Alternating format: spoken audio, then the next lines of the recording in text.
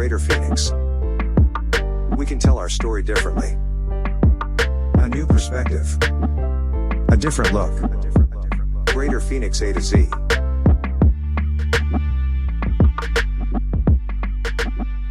Good morning, afternoon, or evening, depending on when this finds you. Welcome to the Greater Phoenix A to Z podcast. I am your co-host, Tim Bourcet, along with my incredible co-host, Casey Gilchrist. Hello, Casey. Hi, Tim. How are you? We haven't done one of these together in a while. I know. I'm happy to be back and in Mesa. I know. I teased it. Sorry. No, that's right. It's a very special episode. It requires two co-hosts Absolutely. and one of our favorite mayors in the region to be followed by one of our favorite artists in the region. So before we get into that, as Casey just said, we are here for an incredible episode. We are recording live from the city of Mesa and have some incredible guests to discuss the Asian district of Mesa and its community and cultural impact. First up will be the esteemed leader of Mesa, Mayor John Giles. John Giles was elected the 40th mayor of Mesa, Arizona in August 2014. Mayor previously served on the city council from 1996 to 2000. He has managed his own law firm in downtown Mesa for over 20 years and is an accomplished marathoner and triathlete who has completed 2 full Ironman competitions, 20 marathons, and 4 Boston marathons. Is that correct, Mayor Giles? I'm a slow learner. Yeah. Wow. But that was a few pounds ago and a few years ago. I always tell my wife if she sees me running to shoot whatever is chasing me. So I have a lot of respect for anybody who goes out there and does that. So 4 Boston marathons. Yes. Yeah. Wow. Can you explain to us what an Ironman is? Well, not convincingly, because the more you know about it, the less persuaded you'll be that this makes any sense. 2-mile swim, a 150-mile bike ride, and then a full marathon. What? So yeah, and you do them back, consecutively. All right. It's a commitment is what it is. So you did it once and you were like, I'm doing it again. Yeah, it's also an illness. It's a progressive disease. You get into it, and it kind of sucks you in. And I'm a recovering Ironman participant. Yeah. So, Casey, we're not going to do a GPEC team iron person event. No. I just was curious. I've seen it before, but I didn't know the details. Yeah, the less you know, the better. Stay away from it. Yeah. That's impressive. Glutton for punishment. Yeah. Now, Mayor, we were chatting before the podcast. We're going to get into, obviously, the Asian district. We want to get to your 2 cents on that. But you also have a podcast, and we want to make sure that we call that out as you are the creator host. It's Always Cool in Mesa. Right. And you already have an episode on the Asian district. So we do. You tell us a little bit about It's Always Cool in Mesa? Sure. Well, Mesa, I think, is underappreciated. I joke with people that we are very proud of our humility in Mesa, which is a little ironic, right? But there's a lot of really cool things about Mesa that really need to have be amplified. There's some stories that are underappreciated and some places that are need to be bragged about a little more. So the point of our podcast, it's not current events, it's not timely, it's not political chatter. It's kind of putting a spotlight on things about Mesa that we know people would appreciate more to learning more about. And one of them in the past has been the Asian district. Love it. We will link to that in our podcast posting. We want to drive that traffic there. So, okay. But most importantly, before I turn it over to Casey for the first question, we appreciate you, Mayor Giles. You've been an outstanding leader for not only the city, but the region over various topics like Prop 400, which we have spoken about extensively on this podcast. Thank you.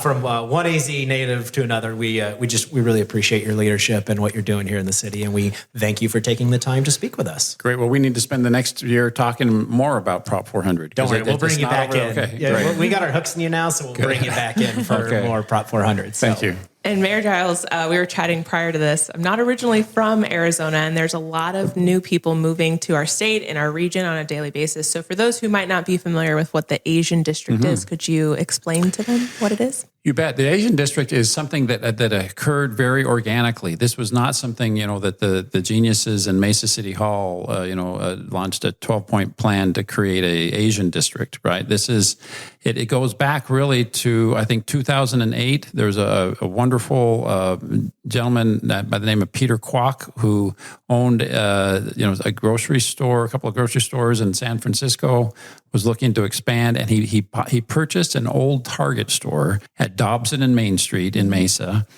And it's 2008, as you know, is the absolute worst time for anything to have happened economically. And so right after he purchased it, the real estate market crashed. And he looked like he had made a very foolish decision. All of the people that were giving him financial advice said, cut your losses, walk away from this thing. But he didn't do that. And he and his family just kind of moved in and worked it themselves, store by store. They converted it into an Asian marketplace. And there's an amazing, Asian grocery store there with live fish and hard to find things that folks from all countries in the Asian community were anxious to see be successful. And slowly, one restaurant at a time, it became very organically, the headquarters of the Asian community in Maricopa County. And that has continued to grow. Now, you talked about, you made the joke about there wasn't like a 12-step plan or a 12-point plan, but I'm sure, again, hearing you speak and other council members have spoken over the years to support this. Mm-hmm. How have you and your role as mayor or the rest of the council, what have you all done to help facilitate this over the years? Again, I don't want the city to take credit for the concept or for any of the hard work that the developers, Mr. Peter and others have put into this. But at city government, we do have a keen eye for the obvious.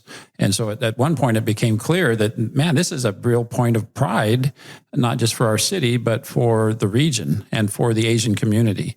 And so we need to be the wind beneath their wings and do whatever we can to help them be successful and to capitalize on placemaking here. And so, yes, we were, once it became obvious that this was a huge success, we have absolutely tried to do our best to support it. And Tim and I were just at the Asian Chamber Night Market, I think it was maybe a month ago or a few weeks ago. And it was my first time attending, and it was fantastic. And it was in Glendale. Mm-hmm. And I'm curious how other cities or communities mm-hmm. in the region have helped support you, or how you help support other communities to uplift the Asian community. Right. Well, there are other obvious Asian businesses are all over the valley, right? And we have significant Asian populations everywhere in Maricopa County. This Dobson Road corridor from, I'd say, University up to Southern, in particular, has coalesced as a particularly significant collection. There's over 100 businesses there. Many or most of them are restaurants. All of them are Asian themed or owned. And so we do have an unusual amount in that area, but that's not to say that other cities don't have significant Asian neighborhoods as well. Chandler, continuing south along Dobson Road, has a pretty significant Asian district as well. And Tempe takes a lot of ownership in our mm-hmm. Asian district, because it literally is, just a block away from Tempe. So it's Mesa, we certainly love to claim it as being our own, but it's very much a East Valley and a regional and even a state. I mean, there are people I know Asian folks from Flagstaff that get in their car and they come to Mesa to do their grocery shopping mm-hmm. because H Mart and other things just, they can't find anything half as good anywhere else. Yeah, we just did an episode, another podcast episode going over Arizona hot takes or just bold statements. And someone said that Greater Phoenix or the state of Arizona is actually one of the best Asian food places mm-hmm. in the country. Mm-hmm. And that's comparable to San Francisco and all the places in California. Oh, I know that's true. Mm-hmm. Absolutely. Yeah. Now, Mayor, I don't want to put you on the spot because you are the leader of this city. Mm-hmm. People hang on your words, but a big part of this podcast, we always want to hear good recommendations from folks. Yeah. So I know a majority of the businesses are restaurant mm-hmm. kind of store related, but a couple of quick hits, maybe some businesses and or restaurants, boba tea, whatever. What makes you tick? I'm sure there's a few spots you got to hit. Well, Mekong Plaza, the old Target store I was describing to you, is a must. You have to go and just walk through that. Again, there's multiple. This is broken up into multiple eateries and grocery stores. There's hot pot and Thai and Vietnamese and everything you can imagine. Happy Bao, we're going to talk about at our State of the City coming up, wins regional awards for being the best Asian cuisine in each one of those categories. And then across the street from Mekong Plaza is H Mart. H Mart again is in the Asian community. That's kind of known as the place you want to go shopping.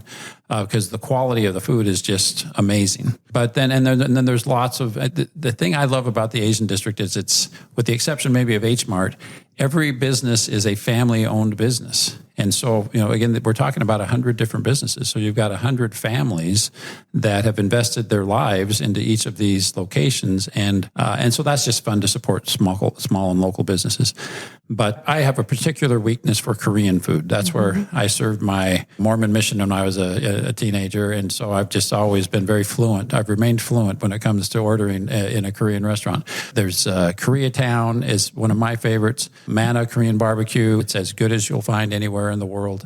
But there's fun things like Two Hands corn dogs. There's always a line out the door. I have experienced. It is an experience. It really is, isn't it? What makes it an experience? Explain. I mean, it's about an entire day's calories and everything in one, but it is, it changes your life. Okay. Okay. Korean corn dogs are a thing. If you have some spare time tonight, go to the Wikipedia article about Korean corn dogs, and it's probably very voluminous. And I go full on. You get the sriracha mayo, you get the Cheeto dust. You got to put, and they just pack it on. It's amazing. The best name I've ever heard for a restaurant is the Vietnamese sandwich shop in Mekong, Unforgettable.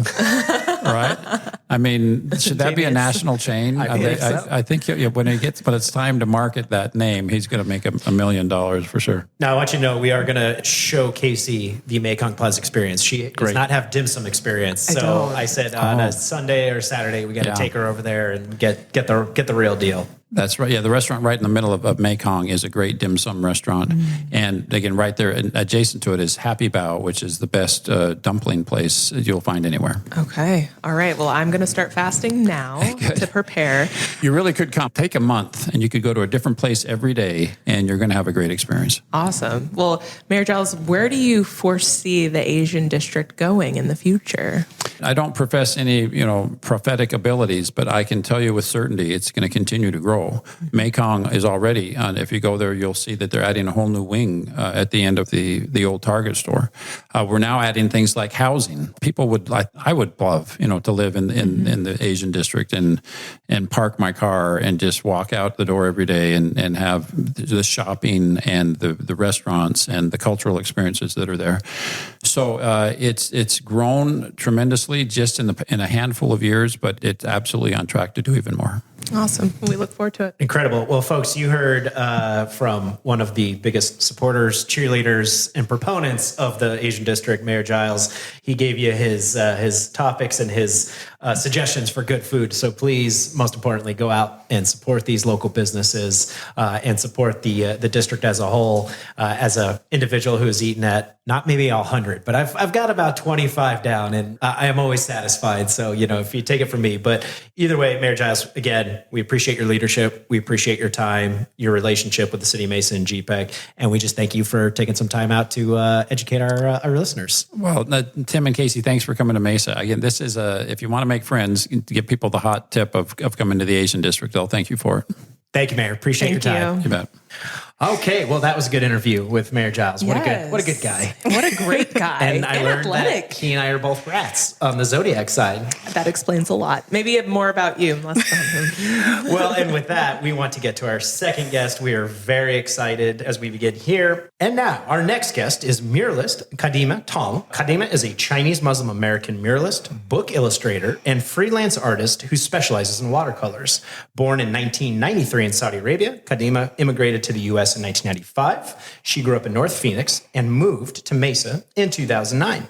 Kadhima, welcome to the podcast. Thank you so much for joining us today. I know we've been chatting a little bit behind the scenes here. I'm very excited, but I'd like to just open it up here. I just mentioned a few lines from your biography, very interesting background, but could you tell our audience a little bit more about yourself and your upbringing?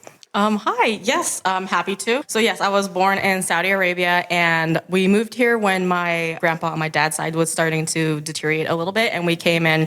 My dad just decided we're just moving in, we're going to help him out, but he lived way out, and my mom corrected me, but I've already forgotten exactly where, but it was out Sun City West or Surprise area before that place was developed. So we lived out in the middle of nowhere. We had no connection to sewage pipes. It was a sewage tank. It was very fun. We made jokes that our neighbors were rattlesnakes and scorpions. So, the whole fun thing. So we moved out there, and then a couple years after that, we just moved into like the more standard North Phoenix area, like 7th Street, North Phoenix. And I was like homeschooled basically from the beginning until about 4th grade. And then the Muslim community actually had reached out because it was a lot smaller back then. And my grandparents were a lot more involved because they were kind of the earliest Muslims of the area. And so my family was kind of involved, and they asked my mom to help out at the school. So she decided to be a principal to go help out. And she was like, well, I can't leave you guys at home, so you're coming with me. So I went to private school from 4th to 9th grade. And it was a really small school. And then they were like, well, we need more students in this grade. So I skipped 6th grade just out of necessity. And then eventually lots of drama went on in the school, and we eventually left the school. And so I didn't finish my 9th grade year. And then we did one more at home year, and we tried online school, didn't work out. And eventually I would say I did like a summer camp thing for Chinese. And that's when we decided to move after that. And it's really hard to transfer and prove like homeschooling credits. So my mom was like, just go to community college, you'll be fine. I was like, okay, great. So I'm like this 13-year-old kid running around campus and I didn't look 13. Everyone thought I was 25. So I'm trying not to be offended, but that's okay. So I started doing like around 13, 14, I was taking college credits, but it was supposed to be high school credits. And then we moved to Mesa. They thought I was like a college student. So then they just transferred me as a sophomore into ASU, and I was like, I didn't finish high school though. And how old were you when this happened? So when we moved to Mesa and I went to ASU, I was 15. What? So yeah, it's like, and people are like, oh my God, you must be really smart. I'm like, no, it's just a really messed up system, and they somehow let me slip through the cracks. I didn't do that well in calculus, I promise. Wow. Well, our next question was what drew you to Mesa, but we just got the... there you go. But yeah, so I didn't really have a say in the matter. We were moving for everyone's sake. It was because of my mom's work and stuff like that. It was getting a little taxing to drive from North Phoenix, and the school we used to go to was by South Mountain, literally the base of South Mountain. So we moved over just to make life easier for everyone. And then she was like, well, since you're here, ASU is much closer, so try that. And I was like, okay. So we did that. And I initially majored in industrial design, but industrial design, and I did not know at the time, is like the top 4 programs in the nation for industrial design at ASU. And so it's insanely competitive, and a very inexperienced in life 15-year-old is not going to know enough design stuff to get that far. So this is back when they were a lot more aggressive. So at the first year, they'll do a milestone, and they kind of like only accept I think 22 students after that, and there's like over 100 freshmen. So I did not get in, and so I kind of redirected after that, and I was very lucky to have done a book illustration for a family friend at the time. And so when they were like, well, what do you want to switch into? I was like, you know what?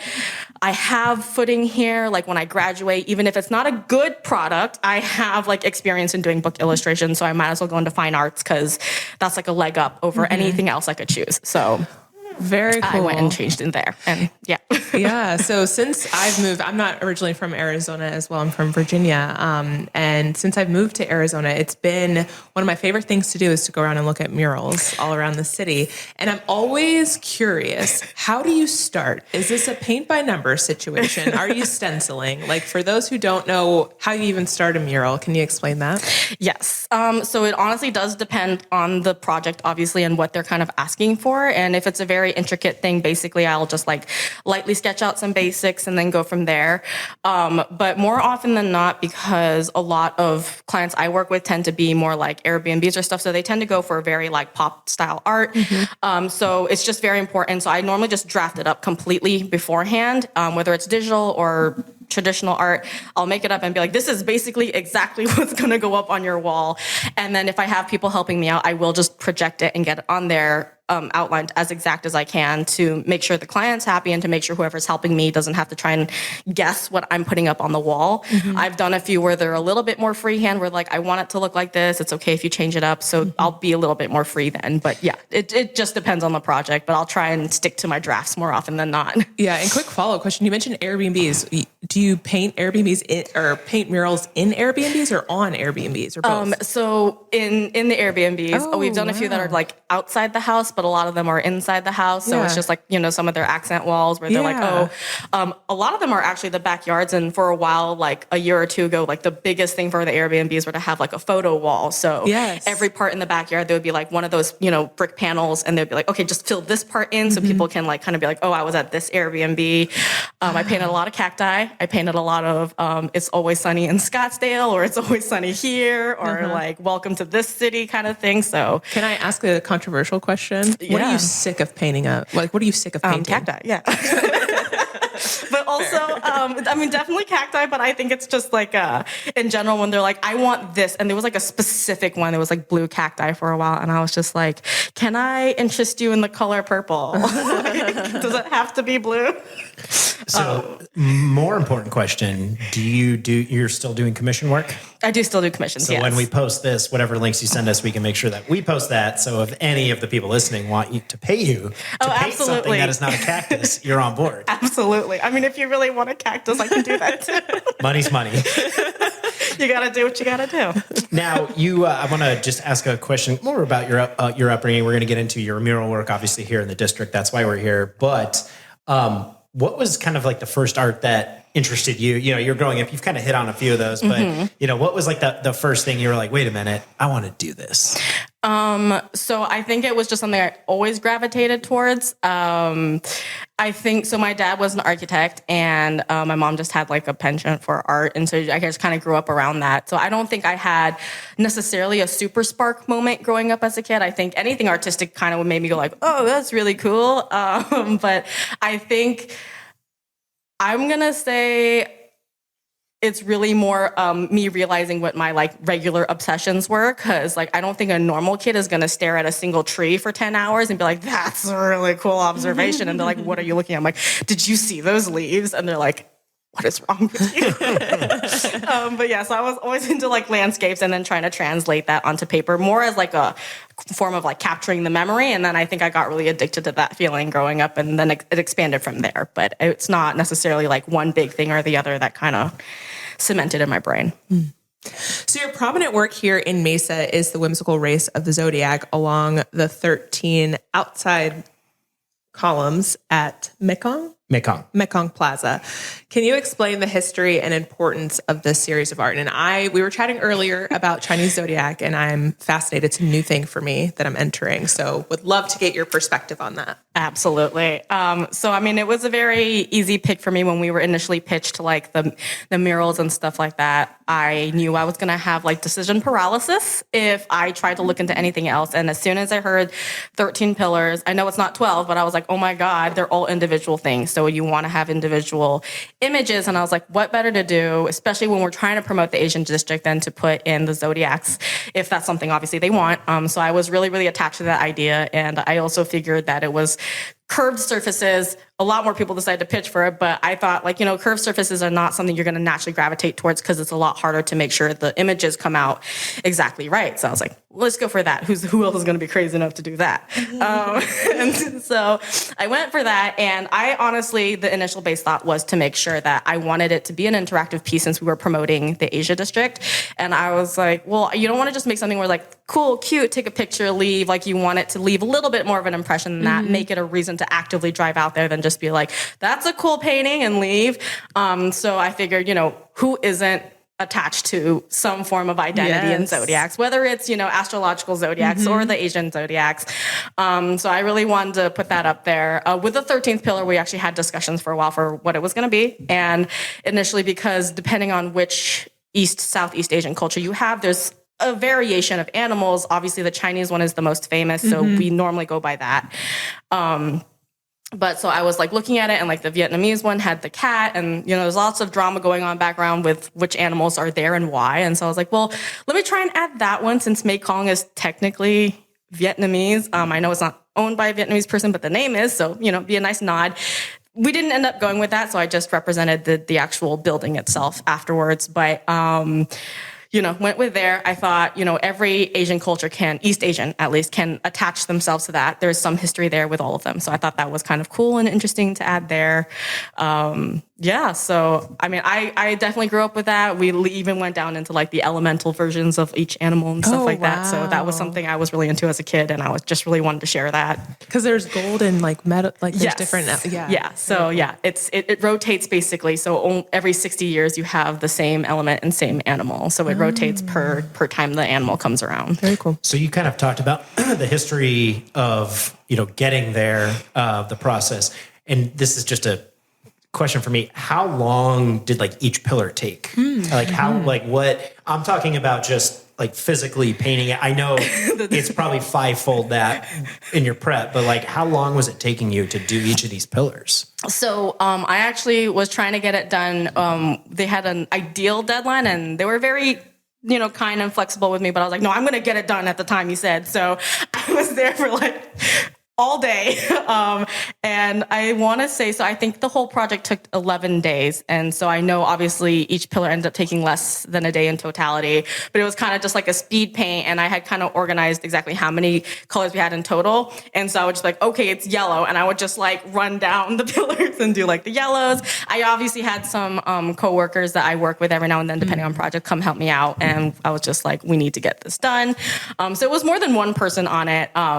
But yeah, so it was kind of just more being very quick, being like, okay, this is all the colors that are going on today. These are the colors going on tomorrow. The part that takes the longest every time are outlines, which I don't know why I decided to do so many outlines on my drawing, but I did. So that's the part that actually took the longest. The fill-ins actually took very, very short amount of time. Wow. So That's a quick timeline. Yeah. I thought it was going to be a lot longer than I thought that. it was in 2 months. Yeah, 11 no. days, girl. Okay. Now, obviously, the focus, we are here in Mesa. We're, very close to the Asian district, and that is obviously why, the importance. But because you're an artist, any current or future projects that you're working on that you'd like to share with the audience? And we were also just discussing there. I actually just went back to those pillars to like a week after I finished them. Someone ran into the monkey pillar. And so I had to redo that one. And it's an updated design as well. So I'm pretty happy with that one. So I just finished that. I have a few projects, but I don't know that they're Mesa based. And we're just waiting on whether or not they want to like move forward with the design or if I'm going to go back to the drawing page. I have someone I know from ASU reached out and they want me to do like book illustrations for one of their Arabic folklore stories. So working through that with them as well, and we'll see where that goes. But that's kind of where I'm currently at. Yeah. Very cool. And we were just talking with Mayor Giles about the downtown Asian district.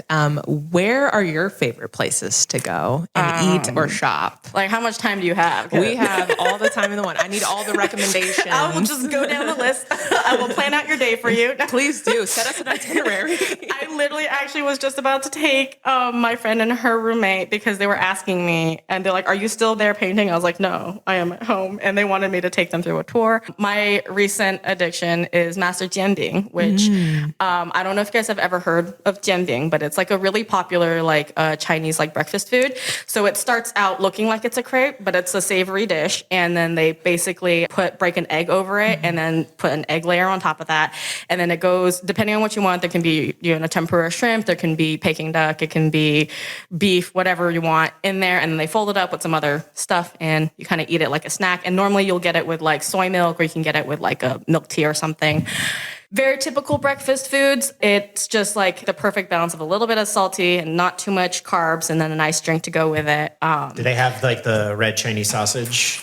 So, I can't eat that. Oh, so, yeah. No, I'm so sorry. No. So I'm not saying that in terms of like, oh, don't mention it. I just don't know because I didn't even process if it's in there or not. So there could be. That's one of my go-tos for a good breakfast is that spicy, red sausage. I mean, so I've heard. But my apologies. No, do not apologize for that at all. I think that is one thing I was like, if I wasn't Muslim, I would just love to eat pork for the convenience. There's just so much stuff that I would eat. Okay, so this question is there, because I know on some of the halal meats that are friendly, yes. is I'm assuming, is that a chicken? What is the base of some of the halal? So, I mean, basically anything that's halal is anything that's not pork or anything that's not like reptilian, but most Westerners are not eating reptiles, so we're fine. So there's a big difference between halal and zabiha. I think for the sake of convenience, they kind of just stick the halal tag on there and everyone just assumes like, okay, that's Muslim safe. But zabiha is just kind of like the Muslim version of kosher. So it's just like a specific way of slaughtering and eating it. So any general meat, so beef or chicken or lamb, those are the main meats. Any one of those are generally more than fine. It doesn't have to be zabiha, but it just depends on how strict your beliefs are and where you are on that line. I'm always like, no, there's a difference, because some people will stare at you like you are just like the worst Muslim on the planet if you're not eating zabiha meat. And I'm like, it's beef. There's nothing wrong with it. So yeah. Okay, what about, there's a lot of, you're talking sweets, whether it be boba, whether it be ice cream, whether it be, what are some of your favorite yes, absolutely. kind of sweet treats? I got really into my breakfast spiel and I forgot about the rest. This is a pro breakfast podcast. I am pro, especially savory breakfast, so yes. I appreciate that. So actually just opened recently, Coconut Jelly King is actually super good. I know there is a meme that Asians are like the best desserts are the ones that aren't too sweet, and I'm absolutely fall under that stereotype. It's so good though. It's literally like coconut and they've turned it into a jelly, like a flan type jelly. What? And then they just pair it with they have like taro in it. I think it's like a Californian chain, and I hadn't actually heard of it until they opened it in Mekong.